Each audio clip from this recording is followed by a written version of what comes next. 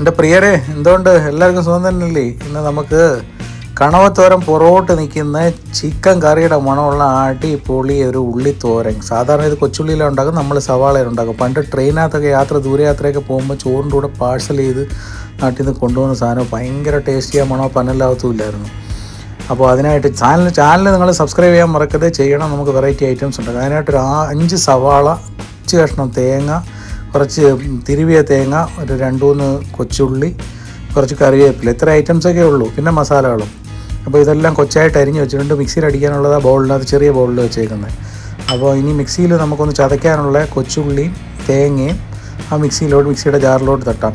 പിന്നെ ഞാൻ എപ്പോഴും പറയുന്ന പോലെ നിങ്ങൾ ഈ ചാനലൊന്ന് സബ്സ്ക്രൈബ് ചെയ്യണം, എന്നാലും നമുക്ക് കൂടുതൽ വീഡിയോസ് ഇടാം. നമുക്കൊരു സപ്പോർട്ടാവും. നിങ്ങൾ ചെയ്യുമ്പോഴത്തേന്, നിങ്ങൾ കാണുന്നത് അതിനെന്തെങ്കിലും കമൻറ്റൊക്കെ ചെയ്യുമ്പോഴത്തേനും ഒരു സന്തോഷം വരുന്നത്, അത് മുമ്പോട്ട് പോകാനുള്ളത്. അപ്പോൾ മറക്കരുത്. അതൊരു 1/4 ടീസ്പൂൺ നമ്മുടെ കൊച്ചു ജീരകവും കൂടെ, ചെറിയ ജീരകവും കൂടെ ഇട്ട് ഇതിനെ ഒന്ന് ചതച്ച് വെക്കാം. എന്നിട്ട് നമുക്കൊരു ഉരുളി, അടി കട്ടിയുള്ള എന്താണെന്ന് വെച്ചാൽ ഏത് വേണമെങ്കിലും പാത്രം എടുക്കുക, അടി കട്ടിയുള്ള ഒരെണ്ണം വെക്കുക. അതിനകത്തോട്ട് ഒരു 3-4 ടേബിൾ സ്പൂൺ വെളിച്ചെണ്ണ ഒഴിച്ച് നമുക്ക് കടുക് പൊട്ടിക്കണം. നല്ലപോലെ ചൂടായതിനു ശേഷം കടുവൊക്കെ അങ്ങോട്ടിട്ട് കടുക് പൊട്ടിക്കണം.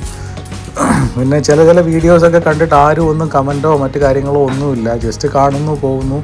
ഇഷ്ടപ്പെടുന്നില്ലാത്തതുകൊണ്ടാണോ എനിക്കറിയില്ല, ആർക്കും സമയമില്ലാത്തതുകൊണ്ടാണോ. എന്തായാലും നിങ്ങളതൊന്ന് സബ്സ്ക്രൈബൊക്കെ ചെയ്ത് കഴിഞ്ഞാൽ എനിക്കൊരു ഭയങ്കര സപ്പോർട്ടാവും. അപ്പോൾ കടുക് ഇട്ട് പൊട്ടിയതിന് ശേഷം ഒരു 3 വറ്റൽമുളകും പൊട്ടിച്ചിട്ട് അതിനെ ഒന്ന് മൂപ്പിച്ചതിന് ശേഷം നമ്മുടെ കൊച്ചായിട്ട് പീസായിട്ട് കട്ട് ചെയ്ത് വെച്ചിരിക്കുന്ന തേങ്ങ, ഈ തേങ്ങ ഇടുന്നത് എന്തിനാണെന്ന് വെച്ചാൽ ഇത് ഇടുമ്പം ഈ ഉള്ളിയുടെ കൂടെ ഇത് കടിക്കുമ്പോൾ ഭയങ്കര ഒരു ടേസ്റ്റാണ്. കറിവേപ്പിലയും തേങ്ങയും ഇട്ട് ഇതിനെ നല്ലപോലെ ഒന്ന് ഇളക്കി മൂപ്പിച്ചെടുക്കുക. ഇത് ഭയങ്കരമായിട്ട് മൂത്ത് പോകണ്ട, ഒരു മീഡിയം പരുവത്തിന് മൂത്തതിന് ശേഷം നമ്മൾ അരിഞ്ഞ് വെച്ചിരിക്കുന്ന സവാള അങ്ങോട്ടിട്ട് ഇതിനെ ഇച്ചിരി ഉപ്പും കൂടി ഇട്ടിട്ട് ഇതിനെ നല്ലപോലെ മൂപ്പിക്കണം കേട്ടോ. ഇതിന് മൂപ്പിക്കാൻ മീൻസ് ഇതിൻ്റെ വയണ്ടങ്ങ് ഇത് പോകരുത്, ഇച്ചിരി ശക്തിയോട്ടിരിക്കണം നമ്മുടെ സവാള. സാധാരണ ഈ സവാള ഇട്ടല്ല കൊച്ചുള്ളി ഇട്ട് ഉണ്ടാക്കുമ്പോഴാണ് കൂടുതൽ രുചി.